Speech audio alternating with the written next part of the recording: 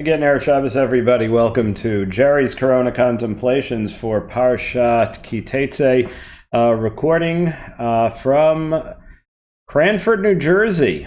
Little bit of a different vibe here in the good old U.S. of A. But we shall press on. We don't want to miss any of the parshiot, so let's jump right into it. I'm not going to go very long this week. I just want to hit on a couple of very important points. Teizei, I believe, is the richest of the parshiot in terms of the number of mitzvot in the parsha, and we really have to pay attention to a number of the different mitzvot, but in particular, I wanted to hit two major themes, and the first one is the theme of being a mensch. So, in Parshat Teizei, like I said, it's a very rich parsha in terms of different mitzvot, ki kachishisha, all tzitzis, all sorts of things. But among the various mitzvot are the mitzvot of Biyomo titein schoro. When you hire someone to do a job, when you have workers, most importantly, you have to pay them on time. I mean, you owe somebody money, you can't schlep it out. If there's a reason you don't have it, okay, so you speak with the person, you work it out with them, fine. The mitzvot of leket and shikha are in this week's parsha, meaning that if you have a field and you're gleaning the field and a few things drop, you leave them for the poor. In other words, you give charity. You take care of those less fortunate. If you see somebody whose donkey has fallen, you should go and help him lift up the burden. The burden fell off the donkey's overladen, so you help him. What does that mean? Well, in Israel, you probably have more chances to actually do this mitzvah in its original form, but certainly on the Garden State Parkway, where I was driving this morning, or on the New Jersey Turnpike, you don't see too many donkeys, but you do see broken down cars. And you do see someone having to change a tire, and you see people pulled over to the side with the engine smoking. If there's no cop there or whatever, so you say, "Hey, buddy, is everything okay? Do you need me to call for you? If you have a phone, maybe his phone isn't." But be a mensch. Somebody's having a hard time, help him out. And one of the most important mitzvot is in this week's parsha, and that is Avnei tzedek v'hin tzedek, honest weights and measures. What does that mean in our terms nowadays? Don't screw anybody in business. It usually doesn't end well. And not only that, besides the awful Chilul Hashem, the desecration of God's name, when when a yid is not dishonest, or flouts certain laws, like, we're in the coronavirus age now. So if you know there's a law not to have a wedding with 500 people, don't have a wedding with 500 people. Zoom in somebody. Some of the people, but you're not allowed to use technology because it could lead to who knows what.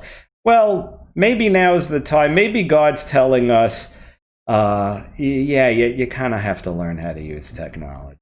That doesn't mean that you should be surfing Pornhub, but it certainly means that we have to learn how to use technology in the right way.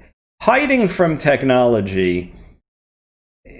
Listen, I could tell you that when the motor car came out, there were probably people screaming, "Oh, we can't have this.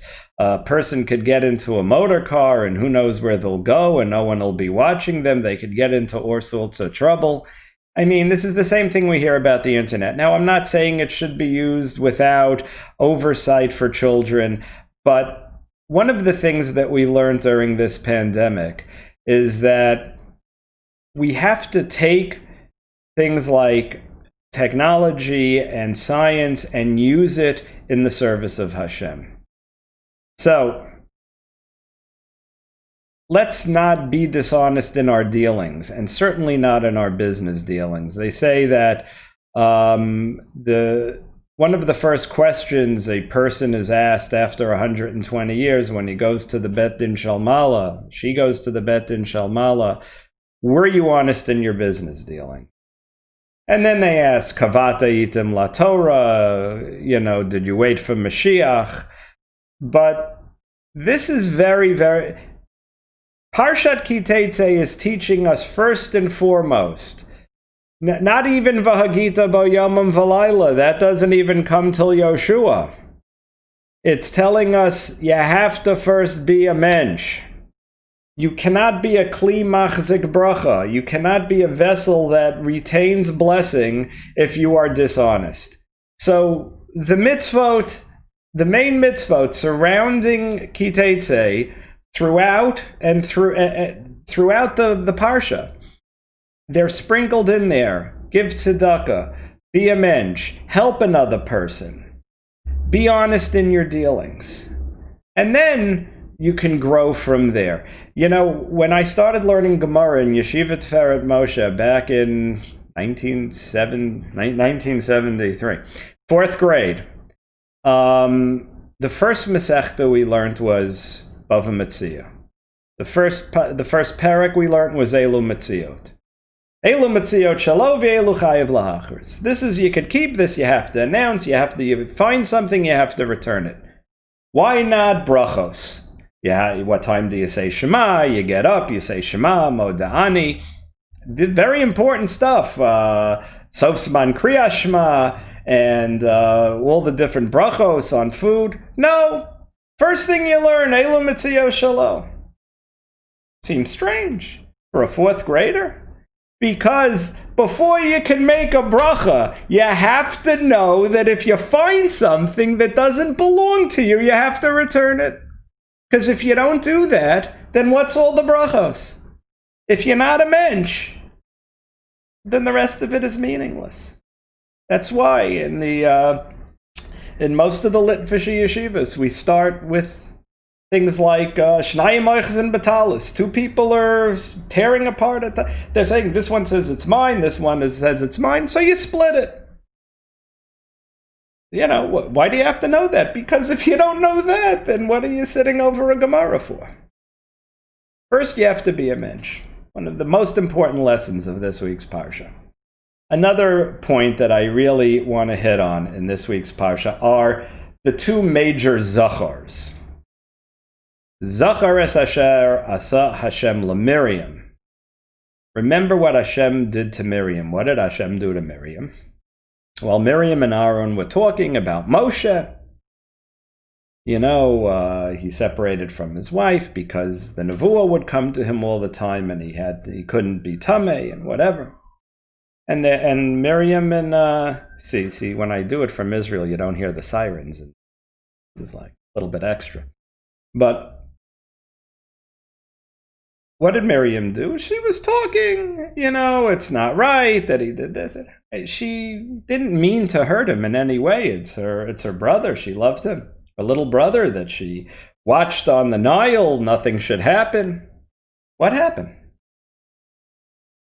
So we learn that even if it's in the best intentions, we have to watch what comes out of our mouth. If you're going to hurt another person, you have to be very, very careful.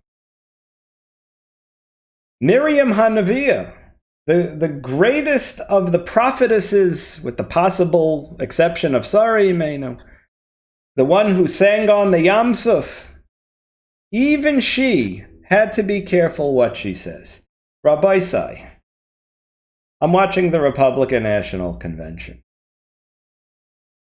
You like Trump, you don't like Trump. Okay.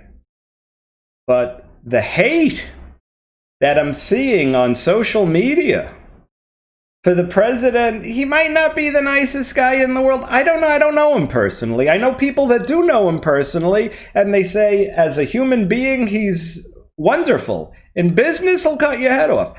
But listen, this is why I hired this guy. You know, when you hire the New York real estate playboy, who do you think is going to show up? I want a tough dude. Okay, this isn't about politics, but it's about the hate that I'm seeing on social media. He's a this, he's a that, his family, or they're Yidden. I mean, Ivanka's a Yid.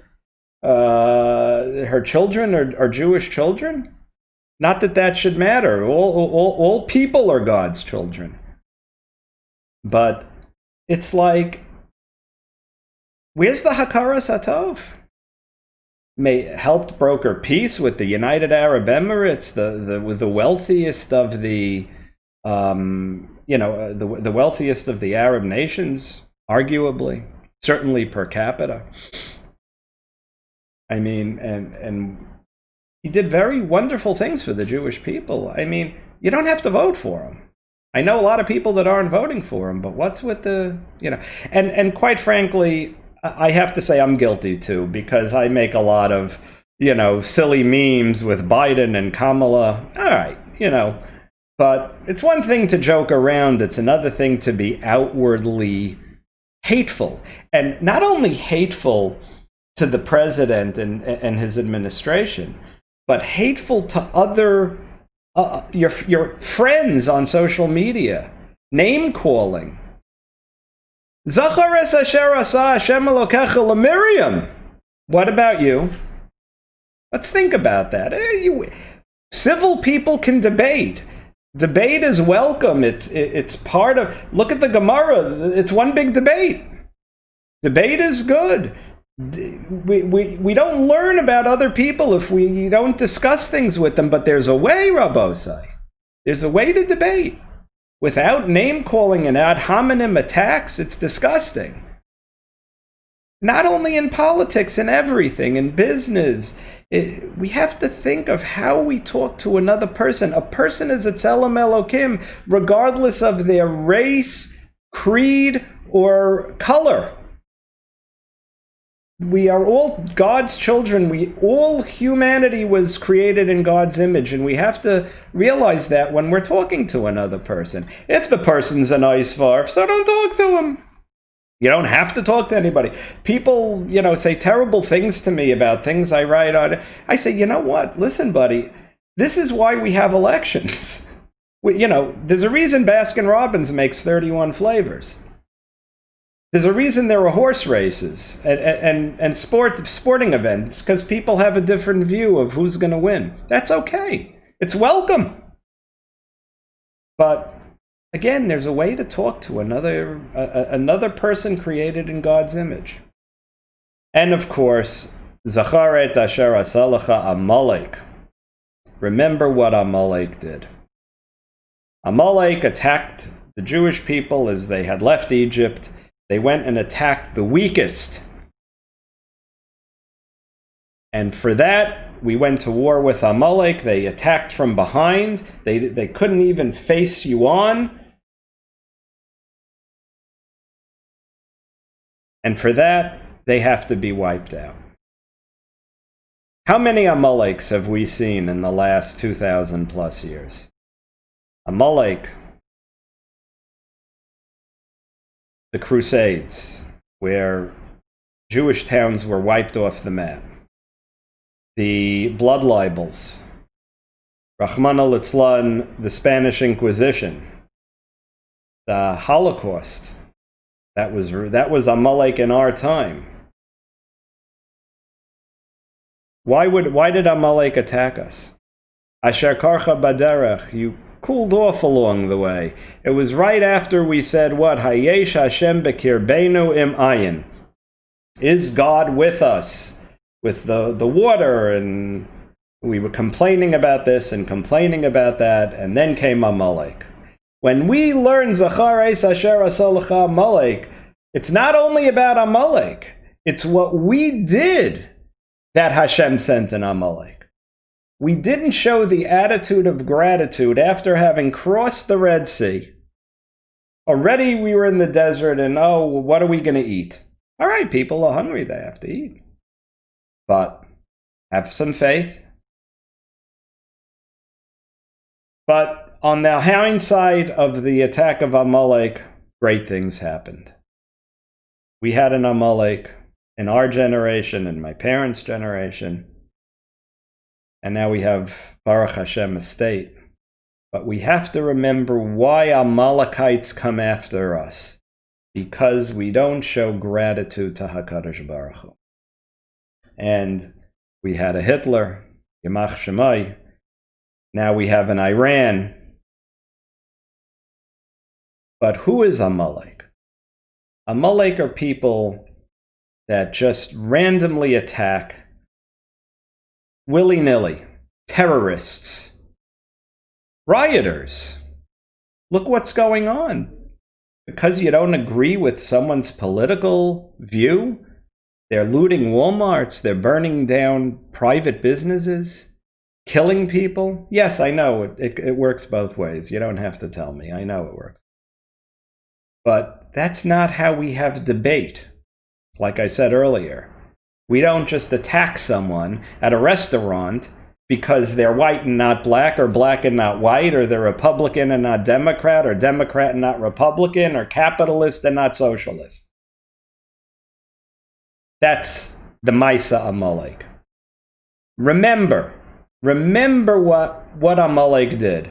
Remember what we did and why we had to contend with an Amalek. Rabbi say Shabbos Makar HaBracha, of course, as I say every week. The most important day of the week is upon us, Shabbos. Enjoy Shabbos. Spend time with your family. Learn a little Torah. Speak a few words of spirituality. Turn off the damn phone. Yes, we have to know how to use technology, but there's a time to turn it off, and Shabbos is that time. We are only redeemed because we keep Shabbos, and as Walter says, don't roll on Shabbos. Can't go to shul, say a few words of prayer, make a kiddush, light the candles, eat a little chicken soup, a little challah, and spend time, quality time, with your spouse and your children. Thank you for joining us. Have an absolutely wonderful weekend and a gebench the Shabbos. Join us back here next week. Hopefully I'll be able to talk about Kitavo. Oh, that's a big one. Take care. Have a great weekend. Shabbat Shalom.